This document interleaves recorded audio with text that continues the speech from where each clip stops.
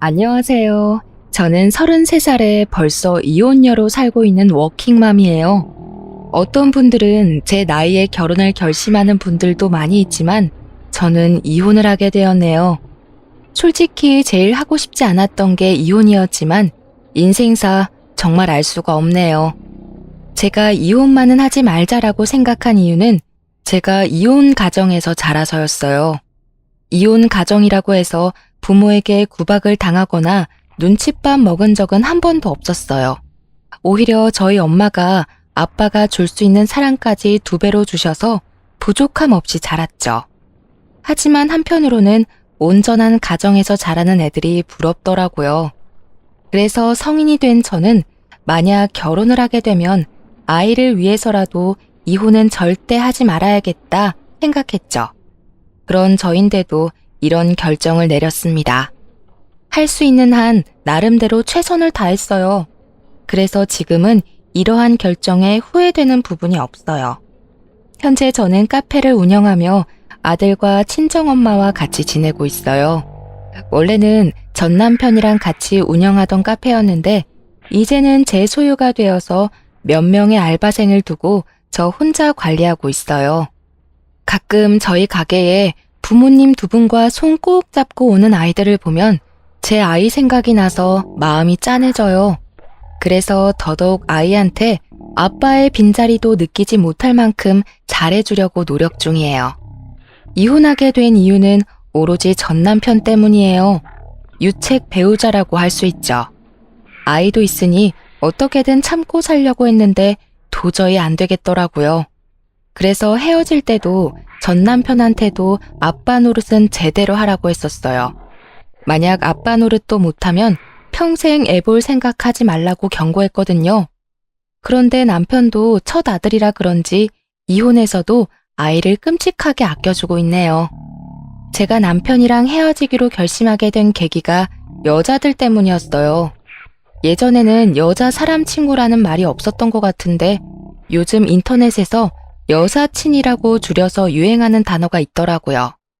어느 순간 생기면서 여자와 남자도 친구가 될 수 있다라고 주장하는 건데 제 남편 보면서 역시 여자와 남자가 그냥 친구가 되기는 어렵다고 느꼈어요. 남편은 솔직히 객관적으로 봤을 때는 잘생긴 얼굴이 결코 아니었어요. 하지만 배려심이 남달랐어요. 여자에게만 말이죠. 연애 시절에도 데이트할 때 저를 세심하게 잘 챙겨주는 모습에 반했거든요. 그런데 다른 여자한테도 세심하긴 마찬가지인 거죠. 원체 친화력이 좋고 외향적인 사람이었어요. 그래서 전 남편은 떨어지는 외모에 비해서 항상 주변에 여자가 많았어요. 하지만 전 남편과는 다르게 저는 여중, 여고, 그리고 여대를 나와서 주변에 남자가 한 명도 없었답니다. 그전까지 남자를 사귄 적이 아예 없었어요. 어떻게 남자를 사귀는지도 잘 몰랐고요. 그런 제가 회사 사람이 소개시켜줘서 남편을 처음 만나게 되었습니다. 이 남자가 제 첫 남자가 아니었다면 이렇게 헤어지는 결말이 나오지 않았을 수 있었을 테죠. 하지만 그때는 홀딱 반해버린 후인걸요. 항상 먼저 리드해주고 싱긋 웃어주는 미소도 좋았어요. 제가 생각하지 못한 순간에 이것저것 엄마처럼 챙겨주는 섬세함도 반하게 된 이유였죠. 그래서 가정을 꾸리면 참 행복하겠다 생각했습니다. 양가 어른들에게 교제 사실을 오픈하고 나서 슬슬 결혼 얘기가 나왔어요. 친정엄마가 부족함 없이 해주셨지만 이혼 가정에서 자랐다는 이유로 시모의 언짢은 표정을 피할 수는 없었죠. 그때마다 중간에서 남편이 잘 대처했거든요. 그리고 다들 결혼 준비하면서 많이 싸운다고 해서 나름 걱정도 많이 했어요. 연애 때 한 번도 안 싸운 커플도 결혼식 준비하면서는 싸운다라는 말을 들었거든요. 그런데 저희는 서로 큰 소리 오가는 거 없이 양보하며 잘 풀어나갔죠. 오히려 결혼식 준비하면서 싸웠다는 사람들 보면서 왜 싸우지? 란 생각을 했었네요. 하지만 저는 결혼식을 끝낸 이후에 싸우게 되었어요. 정확히는 결혼식 스냅 사진을 보고 말이죠. 남편과 같이 앉아서 사진을 확인하는데 마지막쯤 신랑 신부 친구들과 함께 찍은 사진을 보게 되었죠. 이게 웬걸? 누가 신부인지 헷갈리게 밝은 옷을 입은 여자들이 생각보다 많더라고요. 하객으로 온 사람들은 최대한 하얀 옷을 피하려고 하잖아요. 그게 신부에 대한 매너이기도 하고요. 그런데 죄다 화이트 베이지 컬러의 밝은 색상의 옷만 입고 왔더라고요. 저는 모르는 여자들이라 남편에게 누군지 물어보았죠. 자기야, 신부 대기실에 있을 때 이런 옷 입은 사람들 못 봤는데? 이 사람들 누구야? 당신 친구야? 응, 내 고등학교랑 대학교 동창들이야. 꼭 청첩장 달라고 하길래 줬더니 다들 많이 와줬네. 아무리 친하게 지낸 친구라고 해도 이게 뭐야. 결혼식 사진인데 당신 옆에 딱 붙어서 사진 찍는 것도 이상하고. 옷 스타일은 또 뭐야? 당신 사이에 두고 신부만 여러 명인 것 같잖아. 뭐야 이 사진? 보기만 해도 기분 나빠. 애들이 장난치려고 이렇게 했나 봐. 기분 나빴어? 워낙 장난꾸러기인 애들이라 이렇게 하면서 나중에 골탕 먹이고 싶었나 봐. 애들이 결혼을 못해서 아직 철이 덜 들었어. 자기가 이해해줘. 아니, 좀 심한 것 같아. 이 사람들 진짜 이상한 거 아니야? 솔직히 어두운 색깔 옷도 아니고 하얀 옷만 입고 일부러 신랑 옆에 선 거 아니야? 이런 사진 찍는 사진기사분은 무슨 생각이셨던 거지? 식장의 다른 하객들도 이 모습을 다 본 거 아니야. 이게 장난으로 끝날 일이야? 이 사진 하나 때문에 내 결혼식이 엉망이 된 기분이야. 기분 풀어. 우리 결혼식 잘 끝내놓고 왜 사진으로 싸워야 하는 거야? 그리고 내 친구들이 장난친 건데 왜 그렇게 예민하게 생각해? 당신도 친구들 있잖아. 이해를 못하는 제가 이상하다는 듯이 말하더라고요. 제가 이상하다고 콕 집어서 말하는 건 아니지만 이해심이 없다는 뉘앙스를 풍기는 게 참 거슬렸어요. 나는 남자인 친구들 아예 없어. 그런데 당신은 왜 이렇게 여자인 친구들이 근처에 많아? 그리고 너무 가깝게 지내는 거 아니야? 그러니까 결혼식에서도 이렇게 선 넘는 행동을 하는 거지. 내가 애들한테 뭐라고 할게. 미안해. 그렇게까지 기분 나빠할 줄 몰랐어. 그런데 당신이 좀 예민한 것도 있는 것 같으니까 그만하자. 결혼식 사진을 옆에서 찍었다는 이유로 내가 계속 죄인처럼 당신한테 사과하는 것도 좀 기분이 별로네. 뭔가 내가 잘못한 행동한 것도 아닌데 일방적으로 쏘아붙이니까 나도 좀 당황스러워. 탓할 사람이 없으니 괜히 남편한테 화를 내고 말았습니다. 솔직히 남편이 친구들한테 그렇게 입고 오라고 시킨 것도 아닌데 남편한테 뭔 죄가 있을까 싶어서 참고 또 참았네요. 그리고 여기 밝은 색상의 옷을 입은 친구들과는 친하게 지내지 말라는 말도 했고요. 남편도 알겠다고 했으니 그렇게 일단락 되는 듯 했습니다. 그런데 또 다른 문제가 생겼어요. 신혼 1년도 안 돼서 남편의 밥줄이 끊겨버린 거였죠.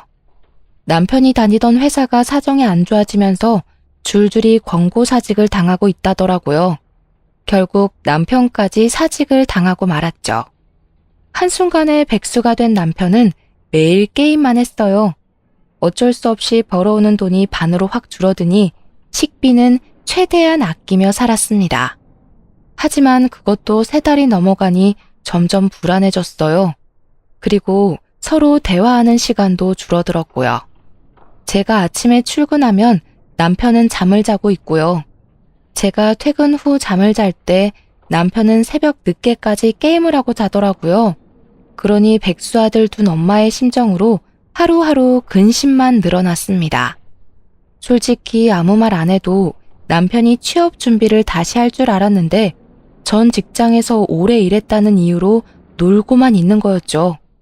그리고 이것뿐만이 아니에요. 그때쯤 제가 임신을 한 거예요. 유일하게 회사를 다니던 제가 임신을 했으니 아무리 유급 휴가를 받더라도 정상적인 생활이 힘든 수준에 도달하고 말았죠. 이 막막한 기분을 어떻게 해야 되나 많은 고민을 했습니다. 남편과도 많은 대화를 나눴고요. 그런데 남편이 뜻밖의 말을 꺼냈습니다. 여보, 우리 퇴직금 받고 대출 좀 받아서 카페 장사할까? 그게 무슨 말이야?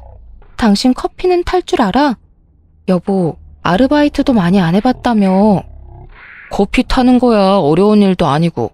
학원 가서 한두 달 배우면 할 수 있어. 그리고 동네 카페 가서 몇 달 아르바이트 하면서 배워도 보고. 사실 내가 카페 사장이 되는 게 꿈이었거든? 그땐 회사도 다니고 있고 카페를 차린다는 게 말도 안 되는 일이었지만 지금은 상황이 다르잖아. 여보가 곧 배도 불러올 텐데 서로 자유롭게 근무 시간 정해서 일하면 편하지 않겠어? 당신도 산부인과 가거나 애 돌볼 때도 자영업하는 게 편하고 말이야. 그렇긴 하네. 근데 아무리 그래도 요즘 같은 불황에 자영업은 좀... 에이, 걱정 마. 내가 카페 메뉴도 연구하고 당신보다 근무도 더 많이 할게. 그리고 나 백수 됐는데 언제까지 취직도 못하고 이렇게 살 수는 없잖아. 여보도 알지? 나 취직 안 되고 있는 거. 사실 그동안 취직 준비를 아예 안 한 건 아니야. 그런데 나이가 많아서 그런지 다들 1차에도 합격을 안 시켜주더라. 그러니 우리가 먹고 살 길은 자영업밖에 없어, 여보. 남편의 적극적인 의견에 전 설득당하고 말았죠. 그래서 오히려 기회라 생각하고 긍정적으로 퇴사했습니다.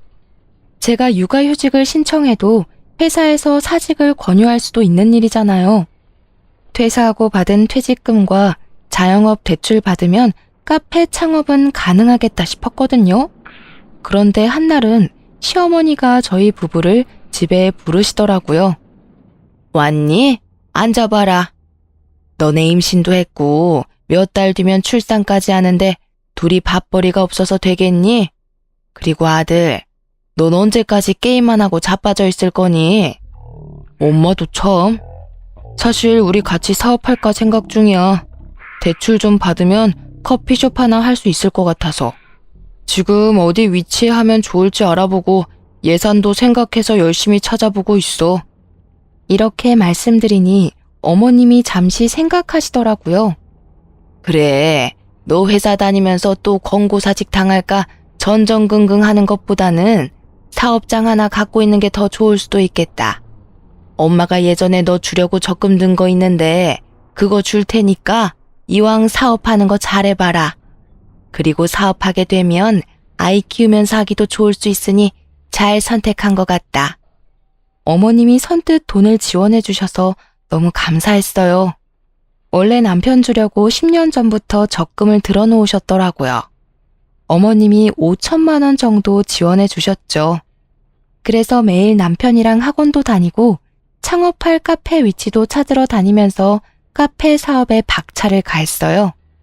다행히 목이 좋은 곳에 급매로 나온 자리에 빠르게 얻었어요. 역 바로 앞에 있는 자리였는데요. 자리가 좋아서 그런지 생각보다 손님이 많이 찾아왔습니다. 오전부터 정신없이 일하고 11시가 넘어 퇴근해서 침대에 누우면 3분도 안 돼서 잠이 들었죠. 임신 초기라고 하지만 너무 스트레스 받으면 몸에 무리가 갈까봐 알바생도 고용했어요. 남편도 탄탄하게 자리를 잡으려면 아무래도 2~3명은 필요하다고 말했고요. 창업하고 한 3개월 동안 메뉴 개발도 하고 인테리어 손도 보고 많이 바빴는데요. 알바생도 뽑고 카페도 장사가 잘 되니까 이제는 남편이 점점 술을 먹고 퇴근하더라고요. 처음엔 이해를 해주려고 했지만 임신한 와이프를 두고 너무 늦게 오는 거 아니냐며 한 소리를 했습니다. 그랬더니 처음에는 알겠다고 하더라고요. 하지만 다음 날도 술에 취해 인사불성이 되어 들어오더군요. 남편이 꼴도 보기 싫어서 작은 방 가서 잤는데 아침에 일어나고 보니 감기에 걸렸는지 몸이 오돌오돌 떨리더라고요. 오한이 살짝 들길래 당일 산부인과 진료를 보려고 남편에게 대신 카페를 봐달라고 부탁했죠. 여보, 나 오늘 몸 상태가 너무 안 좋아서 병원 갔다가 집에서 좀 쉬어야 할 것 같아. 내가 어제 원두 발주 넣은 거 있으니까 빠르면 오늘 오후, 늦으면 저녁까지 도착할 거야. 아, 그리고 생크림 도착하면 개수 확인해서 나한테 말해줘. 내가 오늘 하려고 했는데 도저히 안 되겠어. 좀 부탁할게. 아, 당신 요즘 임신했다는 핑계로 일 너무 안 하려고 하는 거 아니야? 내 친구 보니까 임신해도 만삭때까지 일 다니고 그러는데 당신은 이제 14주 정도 됐는데 왜 이렇게 엄살을 부리는 거야? 뭐라고? 엄살? 내가 얼마나 열심히 일하는데. 그리고 저번에 부탁한 것도 산부인과 진료 보러 간다고 뺀 거잖아. 당신 진짜 너무하다 너무해. 다른 사람 애기도 아니고 당신 애기야. 왜 날 못 잡아먹어서 안달이야? 당신은 그럼 술에 취해서 맨날 퇴근하면서 나한테 할 소리야? 요즘 카페 일도 대충 하고 일에 전혀 집중을 안 하잖아. 나는 배도 불러오는데 열심히 일도 해주잖아. 진짜 서러워서 살겠니? 아니, 의사 선생님이 안정기라고 하는데 당신이 계속 힘들다고 하니까 나도 힘든데 짜증이 나서 그랬어. 미안해. 근데 내 친구 보니까 애 가지고서도 하나도 안 힘들어 했는데 당신은 왜 이렇게 힘들어하는지 모르겠네. 계속 은근하게 친구와 저를 비교하는 말투가 짜증이 나더라고요. 그래서 어쩌라고. 내가 아픈 게 지금 거짓말 같으니 병원 가지 말고 출근해서 일하라는 거야? 지금 당신이 하고 싶은 말이 그거냐고. 아니야, 쉬어. 당신이 말한 거 내가 오늘 다 할 테니까 오늘은 쉬어. 나 다녀올게. 제가 화를 내니 그 상황을 피하고 싶었는지 후다닥 나가버리더라고요. 너무 억울했어요. 사실 요즘 알바생 구하는 게 어렵기도 하고 매장 관리도 남편이 안 하길래 제가 대신하고 있었거든요. 오래 서 있으면 다리도 퉁퉁 붓고 배도 싸하게 아플 때가 있는데 휴식을 취하고 싶지만 어쩔 수 없이 꾹 참고 일했어요. 그런데 겨우 하루 근무 쉬는 걸로 이런 소리를 들어야 하나 싶었죠. 그렇게 또 일주일에 딱 하루 쉬면서 일하고 있는데 남편이 배달하러 간다고 하고 1시간이 지나도 안 오더라고요. 근처 상가에 온 주문이라 남편이 직접 배달을 간 거였는데요. 걸어서 10분도 안 걸리는 곳을 1시간이 넘어도 오지 않다니 무슨 일이 생긴 건가 싶었죠. 그리고 하필이면 그때 배가 너무 아파서 어쩔 수 없이 남편에게 급하게 전화를 걸었습니다. 그랬더니 배달하는 도중에 친구를 만나서 잠깐 얘기 중이었다고 하더라고요. 전화를 끊고 한 30분 뒤에 남편이 입술을 잔뜩 내밀면서 들어오더라고요. 아, 또 아파? 당신 몸 어디 안 좋은 거 아니야? 왜 내가 좀 쉬려고 하면 아픈 건데? 당신 나 쉬는 거 보기 싫으니까 배 아프다는 핑계 대면서 나 일 시키고 싶은 거 아니야? 뭐? 내가 아픈 척 연기하는 것 같아? 진짜 말이 너무 심하잖아. 솔직히 카페에서 일하는 시간은 내가 더 많은데 왜 그딴 식으로 말하니?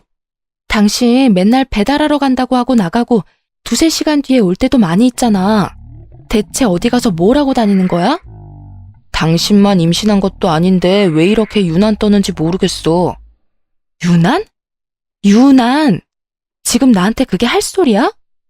내 여사친 보니까 당신 엄살 부리는 것 같은데 그냥 내가 노는 거 꼴 보기 싫고 애 핑계로 쉬고 싶으니까 그런 거 아니야? 또 여자인 친구들이랑 저를 비교하더라고요. 순간적으로 얘 누구 만나고 다니나? 라는 생각을 하게 되었어요. 그래서 급하게 핸드폰을 달라고 했어요. 서로 비밀번호 안 해놓고 살아서 바로 문자와 메신저를 확인했는데요. 톡은 최근에 대화한 사람들이 제일 상단에 뜨잖아요. 여자들 3명에 남편 1명인 단톡방이 제일 위에 있더라고요. 그리고 계속 알람이 울렸어요. 들어가서 확인해보니 정말 가관이더라고요. 남편이 제 욕을 써놓으면 여사친이라고 하는 애들이 나도 임신해봤는데 걔는 엄살 부리는 것 같다. 너 노는 꼴 보기 싫어서 계속 배 아프다고 하는 것 같다 등등 채팅방이 거의 제 욕으로 도배되어 있었죠. 그리고 배달하러 사라지고 뭐하나 싶었는데 그때마다 여사친들 만나서 수다 떨고 놀았더라고요. 4명이서 뭐가 그렇게 즐거운지 순간 배신감에 손이 부들부들 떨렸습니다. 자긴 아주 내 욕하느라 바쁘네? 아내 욕하는 게 재밌나 봐? 나는 뭐 아프고 싶어서 아파? 그냥 네 여사친들이랑 살아.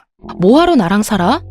나는 너 노는 거 보기 싫어서 일부러 배 아픈 척하는 사람인데 나도 힘들어서 애들한테 하소연한 거지. 뭐 내가 진짜 그런 생각으로 한 말이겠어? 당신 나를 그렇게 몰라? 솔직하게 말해봐. 내가 임신해서 유세 부리고 일하기 싫어서 농땡이 피운다고 생각하지?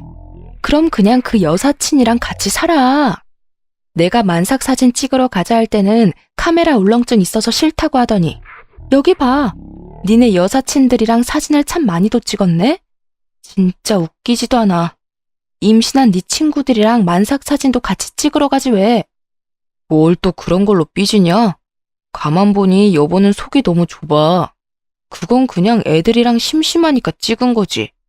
혹시 당신 의부증 있어? 그냥 친구들이야. 말 그대로 친구라고. 내가 왜 이런 걸로 욕을 먹어야 되지? 일 빼달라고 한 건 당신인데 내가 왜 욕을 먹어야 되냐고. 아, 그래?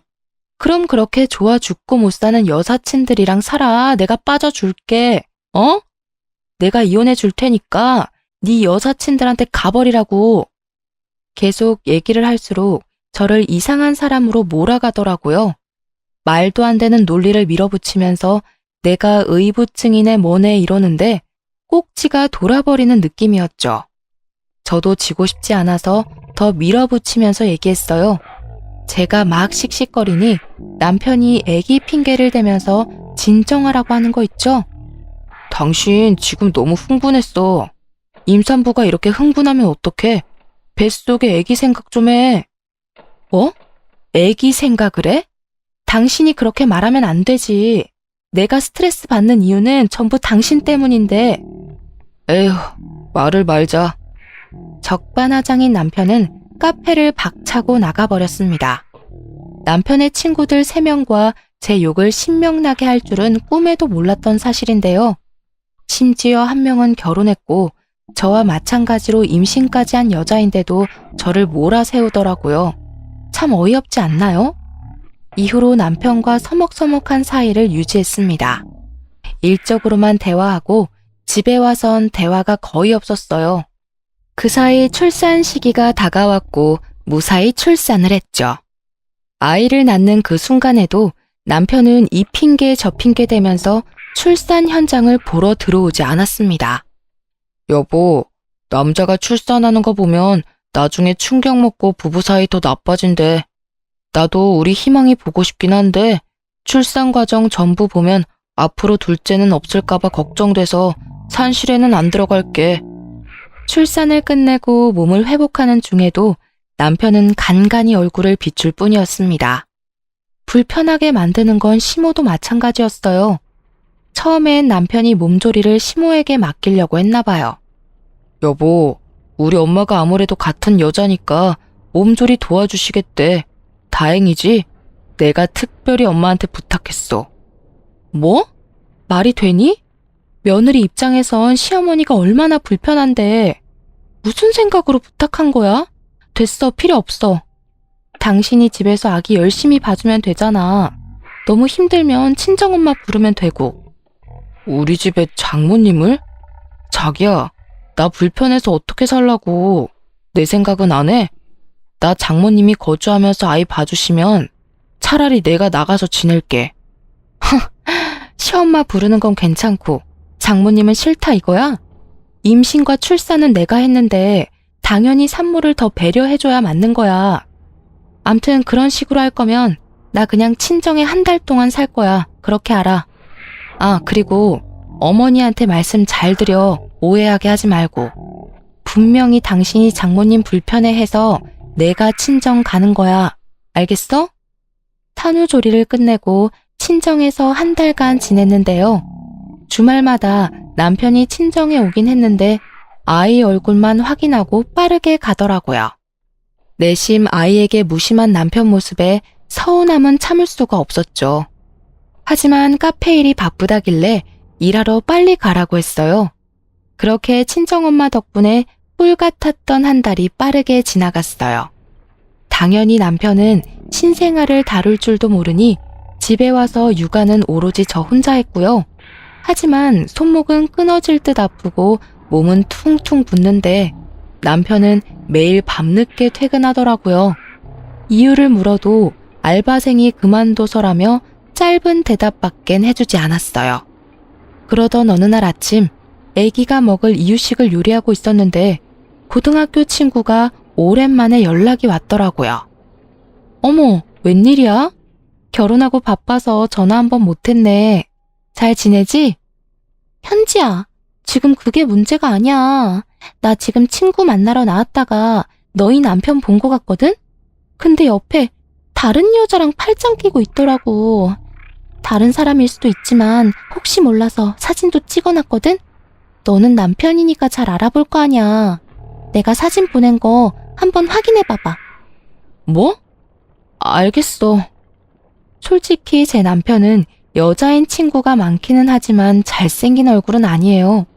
그냥 길 가면 많이 볼 수 있는 정도의 흔해 빠진 얼굴이고, 저도 남편 얼굴 보고 결혼한 게 아니라 친절하고 배려 있는 모습에 반해서 결혼을 결심하게 된 거였거든요. 그래서 뭔가 남편이 바람을 필 거라고는 생각해 본 적이 없었는데, 그 얘기를 듣고는 깜짝 놀라 휴대폰을 떨어뜨리고 말았죠. 제가 너무 남편을 믿은 게 화근이었죠. 곁에 있는 여자들이 친구라고 하길래 그저 친구로서 대할 줄 알았는데 한 번도 의심이라는 걸 하지 않은 게 잘못이었습니다. 친구가 보낸 사진을 확인했는데 입고 나간 옷을 보면 분명 남편이 맞더라고요. 다른 여자랑 팔짱 끼고 다정하게 웃고 있는 걸 보니 정말 피가 거꾸로 솟는 기분이었어요. 확대해보니 우리 결혼식에 하얀 옷을 입고 당당하게 남편 옆에서 사진을 찍은 년이었어요. 속에서 천불이 나더라고요. 그럼 그렇지. 친구 사이에 당당하게 결혼식을 깽판 칠 리가 없는데 말이죠. 앞으로 어떻게 해야 될지 생각하고 있는데 시어머니한테서 전화가 오더라고요. 예, 우리 손주는 잘 있니? 너는 애가 집에서 쉬면서 전화를 안 하니?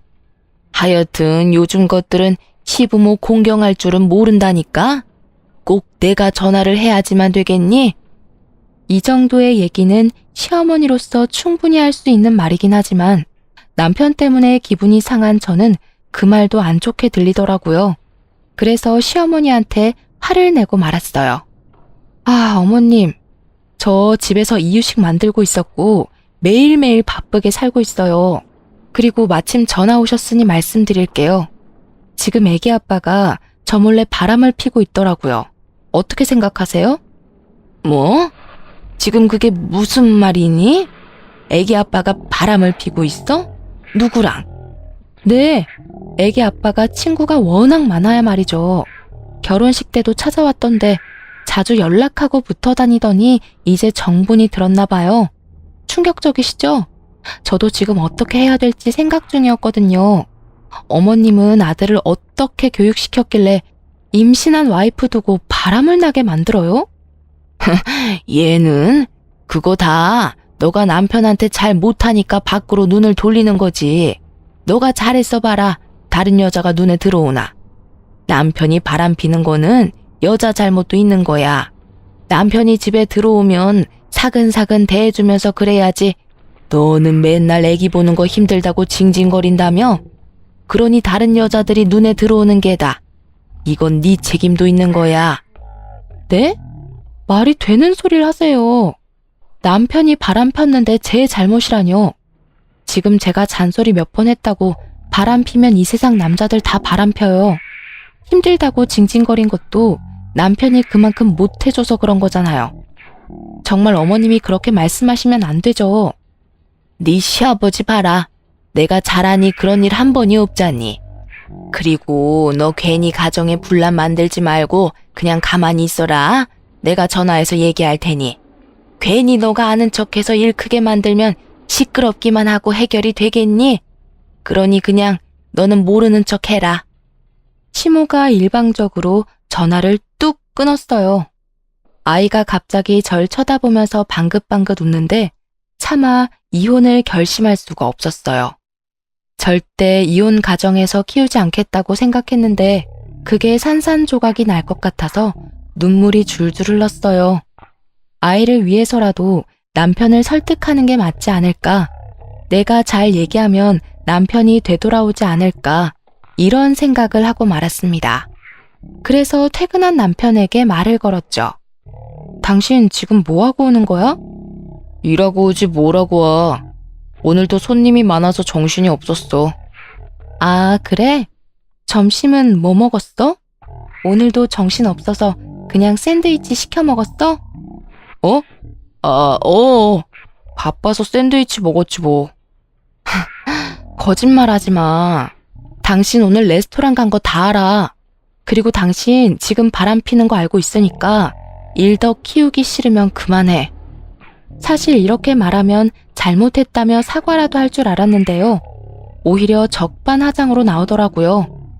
바람? 무슨 바람? 친한 친구 만나서 밥 한 끼 먹은 게 바람이야? 저번부터 당신 의부증 있는 거 아니야? 친구 없는 거 티내는 것도 아니고 친구랑 같이 밥 먹은 거로 바람이라고 하는 게 말이 돼? 아까는 샌드위치 먹었다며. 그건 왜 거짓말했는데? 찔리는 게 있으니까 거짓말했겠지. 당신이 하도 뭐라 하니까 싸우기 싫어서 그냥 그렇다고 한 거지. 그리고 내가 바람 피운다는 증거 있어? 증거 있냐고. 당신 이렇게 사람 몰아가는 거 아니야. 사실 있는 거라고는 멀리서 친구가 보내준 사진밖에 없었고 남편이 절대 아니라고 잡아떼면 그만인 증거였죠. 제가 가만히 있으니 혼자서 열을 내면서 문을 쾅 닫고 나가버렸습니다. 그날 외박까지 하더라고요. 더 확실한 증거를 찾기 위해 다음날 카페를 찾아갔습니다. 일부러 알바생이 근무하는 시간에 말이죠. 카페에 보안상 설치해둔 CCTV가 2대가 있는데요. 물론 이러려고 쓴 건 아니지만 여기에 남편의 불륜 장면이 있을 것 같아 남편 몰래 남아있는 영상을 모조리 다운받아갔어요. 혹시 몰라 소리까지 녹음되는 CCTV를 비싼 돈 주고 설치했는데 참 다행이죠. 왜냐면 남편이 친구들을 데려와서 데이트를 했더라고요. 횟수가 한두 번이 아니었습니다. 서로 근무 시간이 다르니 그 점을 남편이 이용해서 아주 편하게 바람을 피웠더군요. 정신을 차려보니 전 외장하드를 들고 가까운 변호사 사무실을 찾아가고 있더라고요. 무슨 정신으로 계약서를 썼는지도 모르겠어요. 이혼과 상간녀 소송까지 하겠다며 말한 뒤 상담을 끝내고 사무실을 나왔는데요. 눈물이 왈칵 쏟아졌습니다. 돌도 안 지난 아들이 저처럼 이혼 가정에서 살 생각을 하니 눈물이 멈추질 않았습니다. 우느라 퉁퉁 부어버린 눈으로 친정에 달려갔어요. 엄마, 나 이혼하려고. 왜? 너네 싸웠어? 걔 바람났어. 이 썩을 놈이 귀엽고. 딸, 그런 놈 때문에 힘들어하지 마. 이혼 엄마도 해봤잖아. 그거 별거 아니야. 그리고 너가 행복한 게 제일 중요해. 우리 딸 눈물 아까우니까 그놈 위에서 울어주지 마. 엄마는 오히려 따뜻하게 저를 안아주셨어요. 저희 엄마처럼 아이를 키워주면 아빠의 빈자리도 채워줄 수 있지 않을까 생각하며 위로를 받았죠. 며칠 뒤 상간녀 소장이 먼저 도착했는지 남편에게 전화가 왔어요. 당신 상간녀 소송했어? 나한테 말도 안 하고 그런 걸 하면 어떡해. 그리고 나랑 걔랑 그런 사이도 아니야. 당신이 착각한 거라니까. 당신 바람 핀다고 나한테 말하고 폈어? 아니잖아. 근데 내가 그걸 왜 얘기해줘야 해? 그리고 당신도 이제 변호사 선임해. 나 당신이랑도 이혼할 거야. 상간녀인지 아닌지는 법정에서 판결해 주겠지. 장모님이 이혼해서 당신도 이혼 쉽게 생각하는 거야? 뚫린 입이라고 함부로 말하지 마. 바람 피는 아빠는 우리 지호도 필요 없어. 그리고 당신이 그런 말할 자격이나 돼? 긴 말 필요 없고 내 생각은 변함없어. 당신도 준비해. 그리고 카페에서 당신 지분은 없어. 당장 짐 빼버려. 뭐? 왜? 카페 차릴 때 우리 엄마 돈 들어갔잖아. 그리고 그렇게 돈 벌어서 이 집도 산 거고. 당신이 한 게 뭐가 있어? 맨날 힘들다고 집에만 있었으면서 일을 해도 내가 더 많이 했고 우리 엄마가 자금도 도와줬으니 나가야 하는 건 당신이지. 잊었어? 카페 임대 계약 내 명의로 했잖아. 사업자 대출 일으킨다고 내 명의로 계약한 거 잊었어? 그리고 재산 분할은 법정에서 가정에 대한 기여도로 따지는 거야. 네가 백날 떠들어봤자 넌 유책 배우자라고. 집은 공동명의였는데 카페 계약자는 제 이름으로만 되어 있었어요. 1년에 가까운 시간 동안 법정 공방을 다퉜지만 카페에서 불륜을 저지른 남편의 영상을 증거로 제출해서인지 시어머니가 보태준 5천만 원의 절반은 저의 몫이 되었습니다. 그리고 법원은 재산 분할과는 별도로 유책 배우자가 위자료 3천만 원을 지급해야 된다고 결정이 났죠. 더불어서 카페를 해서 번 돈으로 아파트를 샀기 때문에 아파트는 남편이 갖는 대신 8천만 원을 저에게 지급하는 걸로 마무리되었습니다. 그 정도만 있어도 아들과 살기엔 부족함 없는 돈이었어요. 그리고 상간녀는 소장을 안 받고 이리저리 피하면 해결될 줄 알았나 봐요. 이미 소송은 진행 중인데 말이죠. 뒤늦게 변호사 선임하고 대리 출석시켜도 승소를 할 리가 없죠. 카페에서 일하는 남편을 일부러 불러내고 카페까지 찾아와 불륜을 피운 흔적들이 고스란히 있으니까요. 상간녀에게도 소송 비용을 전부 부담하고 위자료 2천만 원을 받기로 결정이 났습니다. 이렇게 결정이 나니 제 전화번호는 어떻게 알았는지 상간녀가 전화를 걸었더라고요. 정말 잘못했어요. 제발 용서해 주세요. 제가 그러려고 그런 게 아니에요. 정말 그때는 정신이 나갔었나 봐요. 이렇게 빌게요. 진짜 무릎이라도 꿇으라 하시면 제가 무릎도 꿇을게요. 제발 한 번만 봐주세요. 웃겨? 내 남편 그렇게 가지고 싶다면서 이제 와서 왜 이래? 지혜 씨가 임신한 와이프 두고 사귀자고 내 남편 꼬시는 거 이미 다 봤어. 서로 좋아 죽던 사이면서 소송 당하니까 무서운가 봐? 멍청하게 패소하고 위자료 물게 억울하니? 그럼 전 남편한테 돈 내달라 하던가. 암튼 법대로 하면 될 일을 입 아프게 또 말하게 하네. 멍청한 년. 울며 불며 소리치는 상간녀 목소리를 들으면서 전화를 끊어버렸어요. 그리고 또다시 전화가 오길래 차단을 해버렸네요. 핸드폰 번호를 바꿀까 생각도 했었는데 제가 나름 사업을 하고 있다 보니 전화번호 바꾸는 게 생각보다 큰 일이 되더라고요. 그래서 받기 싫은 전화는 차단했어요. 남편이랑 이혼도 상간녀 소송도 나름 만족스럽게 마무리되었어요. 하지만 전 남편이 아이 생각해서 재결합하는 거 어떠냐 애원하는 문자를 여러 번 받기도 합니다. 아들의 친권과 양육권을 모두 가져왔지만 추후 아이 문제로 연락은 주고받아야 하니 전 남편까지 차단하지 못했는데요. 제가 얼마나 우스웠으면 이런 소리를 할까 싶네요. 항상 아들을 걸고 넘어지는 남편의 화법이 지긋지긋하네요. 이혼 가정에서 자란 제 상처를 이용하는 거잖아요. 아들에게 가질 죄책감을 건드려 어떻게든 재결합을 꿈꾸는가 본데 절대 꿈도 꾸지 말라고 으름장을 놓고 있습니다. 이혼 후에는 친정엄마랑 같이 카페를 운영하기로 했어요. 엄마가 딸내미 걱정된다고 선뜻 도와주겠다고 먼저 연락해 주셨어요. 하여튼 저희 엄마는 제가 인생의 1순위인 사람입니다. 그리고 엄마가 포장 고객이 80%인 매장에 함께 팔 디저트가 필요해 보인다며 쿠키를 같이 팔자는 아이디어를 내주셨어요. 엄마가 베이킹을 한 달 정도 연습하시더니 수제 쿠키를 뚝딱 만드시더라고요. 덕분에 예전 남편이 운영했을 때보다 수익이 2배가 늘었죠. 애초에 자리 잡는 것부터 거래처 알아보는 것도 제가 한 일이에요. 남편이 알바생 관리만 하고 청소만 맡아서 했지 카페 운영에 큰 도움은 되지 못했거든요. 엄마가 장사를 도와주니 매출은 보란듯이 껑충 뛰었습니다. 한 번씩 카페에 꼴 보기 싫은 인간이 찾아오기도 하는데요. 그마저도 친정엄마가 얼굴 보기 싫다며 내쫓아 버렸죠. 요즘 열심히 일해서 돈도 잘 벌려서 너무 행복합니다. 아이가 쑥쑥 커가는 모습을 보면서 그래도 이혼을 잘 선택했다 생각하네요. 곧 있으면 어린이집에 들어갈 텐데 혹시라도 아이가 아빠를 찾을까봐 그게 좀 두렵긴 하네요. 저희 엄마가 인생 선배시니까 엄마가 해주신 것처럼 저도 제 아들에게 아빠의 사랑까지 듬뿍 주려고 합니다. 각자가 선택한 삶에는 스스로 책임을 져야 되잖아요.